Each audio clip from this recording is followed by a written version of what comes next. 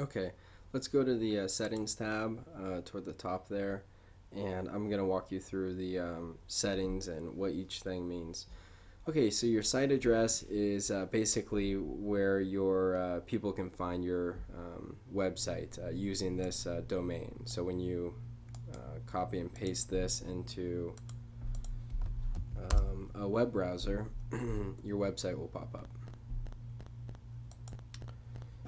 Your site title is basically what your website is all about. So this demo we're doing volleyballs. So let's do a volleyball company and SSL. This is basically this stands for Secure Sockets Layer, and this you would need if you're selling any kind of e-commerce or any kind of products. Otherwise, a website that sells products is otherwise known as an e-commerce website. So if we were selling volleyballs on this website and we're accepting credit cards, then we need an SSL. You need to upgrade through Weebly to have an SSL on your website, and you can do so by clicking the upgrade button. Favicon, this is basically this little tiny image that you see up in the browser tab. Most sites have unique favicons that represent their company, like a smaller version of their logo. And you need to upgrade. I'm on the free account right now, so I would need to upgrade to add a favicon. And I can change my site, my password to get into Weebly right here. Um, this is basically we're not on this page right now, but there are some above the widgets. There are some more little tiny tabs, and they're grouped together to save room. And this if I uncheck this, it would show all of the tabs. It's just to keep a clean widget area. So I actually like to have these grouped together. Okay, set up Facebook share. This would add the Facebook social media icon to your website so that people could share your website. And this would be an archive is basically a backup copy of your website. So if you ever want to back up your website, you would enter in your email here, and then you would click email archive. And you can always unpublish your website. Let's go over to SEO. SEO stands for search engine optimization. I'm sure you've heard of it. Site description. This is basically sums up your site in a description. So we sell, or let's say that's not a good one.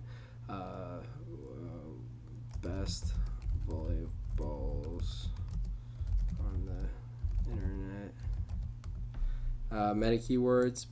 Basically, what you see here: volleyball, comma, equipment, comma, whatever's related to the page or your website rather. That could help people in Google, Yahoo, and Bing search find your website. So I have volleyball equipment. It's always separated by a comma and then a space.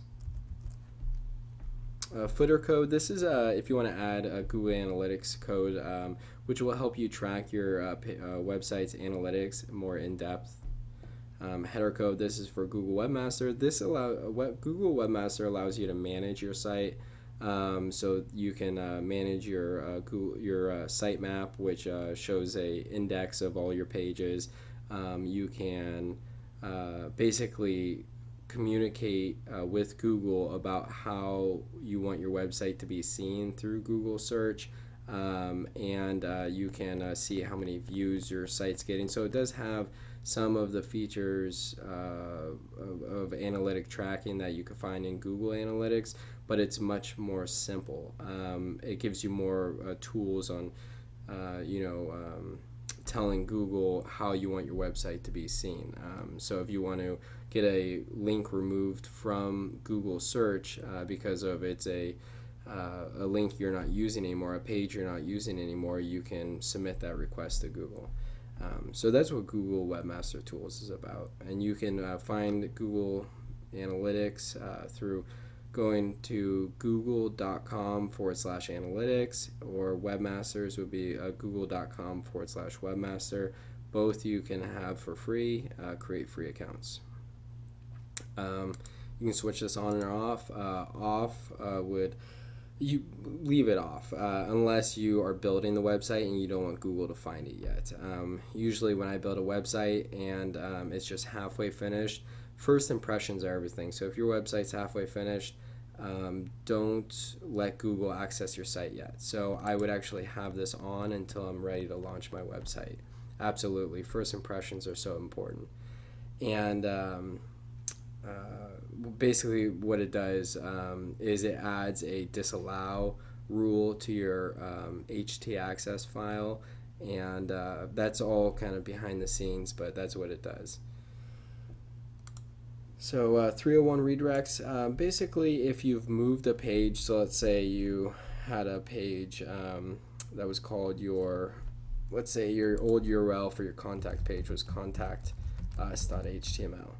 And now you've created a new page for it, but Google is still finding this page and has this page indexed in Google search, which is resulting in a 404 error page when people find it in Google search. So this will now tell Google that this contact us.html should, when people land on that page, even though that's not where your page is anymore, it will forward them to this page, so they're landing on the correct page.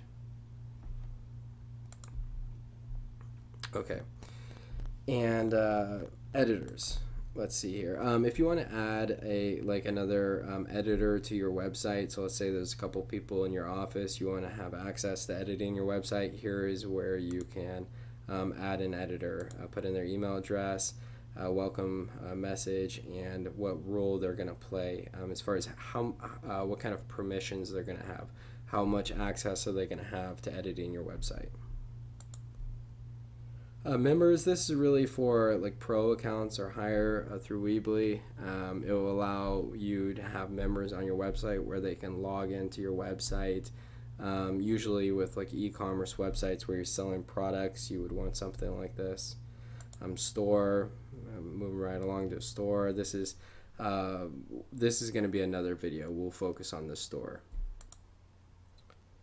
And a blog, we don't have one set up yet, but this is a blog is basically usually what it is a continuing or a continuous post of your thoughts or your opinions on the world or a subject matter. And usually with blogs, you see about 1 or 2 or 3 blog posts a week, and it's meant to be informational purposes. And you can click here to set one up and set up a page for it, and that's going to be another video as well.